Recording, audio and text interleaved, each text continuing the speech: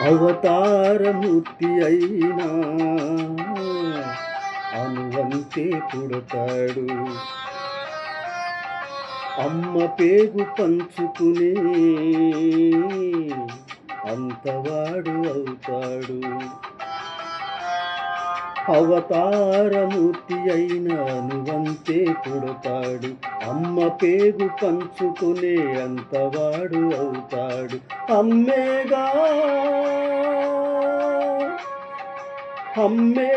చిరునామా ఎంతటి ఘన చరితకి. అమ్మేగా కనగలదు అంత గొప్ప అమ్మని ఎవరు రాయగలరు. అమ్మాను మాట కన్న కమ్మని కావ్యం ఎవరు పాడగలరు.